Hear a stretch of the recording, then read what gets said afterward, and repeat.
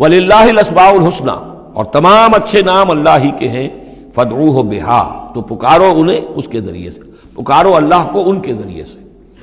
ایک نقطہ یہاں نوٹ کر لیجئے، قرآن مجید سے کہیں اللہ تعالیٰ کے لیے لفظ صفت ثابت نہیں ہوتا۔ ویسے حدیث میں ہے، میں صرف بیان کر رہا ہوں، قرآن میں نہیں۔ قرآن میں اللہ کے لیے لفظ آتا ہے نام، اسما، یہ سب اللہ کے نام ہیں۔ ویسے یہ کہ صفاتی نام ہے یہ دوسری بات ہے، لیکن صفات کا لفظ جو ہے، صفت کا لفظ اللہ کے لیے ایجاباً مثبت طور پر قرآن میں کہیں نہیں آیا۔ نام ہے اللہ کے، اور نام جو ہے در حقیقت کسی ایک ہی شے کے 100 نام ہو سکتے ہیں۔ تلوار کے 5000 نام ہیں، تلوار تو ایک ہی شے ہے نا، لیکن اس کے مختلف اوصاف کے اعتبار سے بہت سے نام اس کے عرب رکھ لیتے تھے۔ تو اللہ تعالیٰ کے نام ہیں، ان ناموں میں سے کچھ قرآن میں بھی آئے ہیں،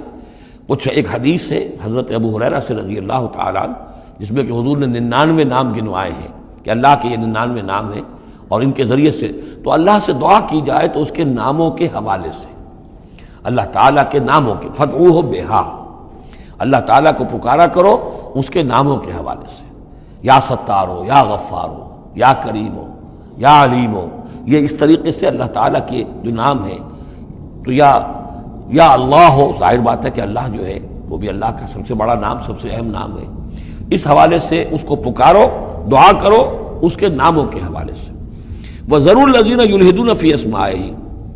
اور چھوڑ دو، دفع کرو ان لوگوں کو کہ جو اس کے ناموں میں کجی نکالتے ہیں۔ لحد کہتے ہیں ٹیڑھ کو، یہ قبر جو ہوتی ہے ایک سیدھی ہوتی ہے اور ایک ہوتی ہے لحد والی، جس میں کہ بغلی قبر۔ تو اسماء الہی میں لحد، الحاد جو ہے تو یہ ہے کہ ان کا غلط استعمال کیا جائے، انہی ناموں کے حوالے سے ان کے مراقبے کر کے ان کے اندر تاثیرات ہیں، اس میں کوئی شک نہیں، لیکن ان کے غلط استعمالات جو ہیں وہ درست نہیں ہیں۔ اللہ تعالیٰ کے ذکر کے لیے، اللہ سے خود اپنی دعا کے لیے ان کو ذریعہ بنایا جائے، لیکن ان کو لوگوں کے لیے نقصان پہنچانے کا ذریعہ بنانا، یہ گویا کہ الحاد ہو جائے گا، غلط استعمال۔ اور دوسرے یہ کہ بعض اللہ تعالیٰ کے نام جو ہیں وہ جوڑوں کی شکل میں ہیں، ان میں ایک ہی کے حوالے سے پکارنا وہ بھی الحاد ہو جائے گا۔ المعز، المذل،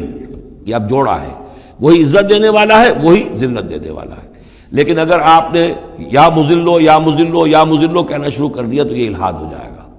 اے ذلیل کرنے والے، اے ذلیل کرنے والے، اے ذلیل کرنے والے، جہاں دونوں لفظ آنے چاہیے، یا معز ہو یا مذل ہو، اے وہ کہ جو عزت دینے والا ہے اور اے وہ کہ جو ذلیل کرتا ہے۔ یہ دونوں نام جو ہے الرافع والخافض،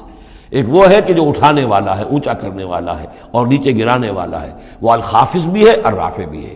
المعز بھی ہے، المذل بھی ہے، المحیی بھی ہے، الممیت بھی ہے، زندہ رکھنے والا بھی ہے، موت وارد کرنے والا بھی ہے۔ تو یہ جو جوڑوں کے نام ہیں ان کو ساتھ ساتھ ہی ہمیشہ رکھنا چاہیے۔ سَيُجْزَوْنَ مَا كَانُوا يَعْمَلُونَ، القریب وہ بدلہ پائیں گے اپنے اعمال کا۔ وَمِمَّنْ خَلَقْنَا أُمَّةٌ يَهْدُونَ بِالْحَقِّ وَبِهِ يَعْدِلُونَ، اور جو انسان ہم نے پیدا کیے ہیں ان میں یقیناً ہر دور میں کچھ لوگ رہے ہیں، ایسی جماعتیں رہی ہیں، اور جیسے کہ حضور نے ضمانت دی ہے کہ میری امت میں ایک طبقہ، ایک جماعت، ایک گروہ ضرور، لا تزال فی امتی طائفۃ قائمین علی الحق، حق پر قائم رہے گی۔ تو فرمایا وہ یہدون بالحق، جو حق کی ہدایت بھی دیتے رہیں گے، اور بہی یعدلون، اور حق ہی کے ساتھ عدل بھی کرتے رہیں گے۔ والذین کذبوا بآیاتنا سنستدرجهم من حیث لا یعلمون، باقی رہے وہ لوگ کہ جو ہماری آیات کی تکذیب کرتے ہیں تو ہم رفتہ رفتہ سہج سہج ان کو لے آئیں گے وہاں سے جہاں انہیں پتہ بھی نہیں ہوگا۔ استدراج اسے کہتے ہیں کہ ایک شخص کفر کے راستے میں بڑھتا جا رہا ہے، لیکن اس کی کامیابیاں دنیا میں بڑھتی جا رہی ہیں، وہ اور بڑھ رہا ہے اور بڑھ رہا ہے، وہ سمجھ رہا ہے اللہ کا فضل ہو رہا ہے مجھ پر، حالانکہ اصل میں اللہ تعالیٰ نے اس کی رسی دراز کی ہے تاکہ اور گناہ جو اس نے کمانے ہیں وہ کما لے۔ اس کو استدراج کہتے ہیں، اور یہ بہت بڑا فتنہ ہے۔ بسا اوقات ایک انسان غلط راستے پر چل رہا ہے، لیکن وہ اس استدراج کی وجہ سے یہ سمجھ بیٹھتا میں صحیح راستے پر ہوں، تبھی تو اللہ کی رحمت آ رہی ہے، تبھی تو مجھے کامیابی مل رہی ہے، قدم قدم پر جو ہے کامیابی میری قدم بوسی کر رہی ہے۔ نہیں، یہ استدراج ہے۔ والذین کذبوا بآیاتنا سنستدرجهم من حیث لا یعلمون، ہم آہستہ آہستہ انہیں پکڑ لیں گے جہاں سے انہیں پتہ بھی نہیں ہوگا۔ وَأُمْلِي لَهُمْ، آپ ان کو ڈھیل دیں گے، ان قیدی متین، میری چال بہت مضبوط ہے۔ جب وہ مچھلی جو ہے کانٹا اس کی حلق میں اب پھنس چکا ہے، اب اس کی ڈور جو ہے آپ ڈھیل کرتے رہیے، کوئی حل نہیں، ان قیدی متین، کہیں جانے والی نہیں ہے۔ اولم یتفکروا، کیا یہ لوگ تفکر نہیں کرتے، غور و فکر نہیں کرتے؟ ما بصاحبہم من جنہ، ان کے جو ساتھی ہیں یعنی محمد صلی اللہ علیہ وسلم، انہیں کوئی جنون نہیں ہے، کوئی جن ان پر نہیں آ گیا ہے. یہ بھی وہی انداز ہے سرچنگ کویسچن کہ ذرا غور کرو، کبھی تم نے سوچا ہے، کہہ تو دیتے ہو تم،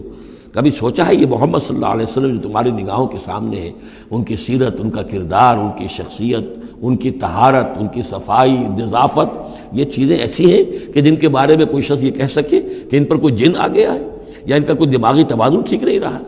ما بصاحبہم من جنہ، کوئی ان کو جنون نہیں ہے، کوئی جن ان کے اوپر نہیں آ گیا. ان ہوا الا نذیر مبین، نہیں ہے یہ مگر ایک واضح طور پر خبردار کر دینے والے. اولم ينظروا فی ملکوت السماوات والارض وما خلق اللہ من شیء، اور کیا یہ لوگ غور و فکر نہیں کرتے آسمانوں اور زمین کی سلطنت میں اور جو اللہ تعالیٰ نے چیزیں بنائی ہیں. وَأَنْ عَسَىٰ أَنْ يَكُونَ قَدِ اقْتَرَبَ أَجَلُهُمْ، اور کیا انہیں یہ گمان نہیں ہے، ہو سکتا ہے کہ ان کی مہلت ختم ہوا چاہتی ہو، ان کی اجل، لِكُلِّ أُمَّةٍ اجل، ہر قوم کے لیے ایک اجل معین ہے، تو تم کیسے نچنت ہو گئے ہو سکتا ہے کہ تمہاری وہ اجل اب قریب آ چکی ہو.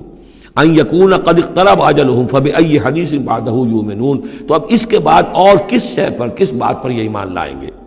من یضلل اللہ فلا ہادی لہ، جس کو اللہ گمراہ کر دے گا یا جس کی گمراہی پر اللہ کی طرف سے مہر تصدیق ثبت ہو جائے گی، اب اسے کوئی ہدایت دینے والا نہیں. وَيَذَرُهُمْ فِي طُغْيَانِهِمْ يَعْمَهُونَ، اور وہ چھوڑ دے گا ان کو ان کی سرکشی میں اندھے ہو کر آگے بڑھتے ہوئے.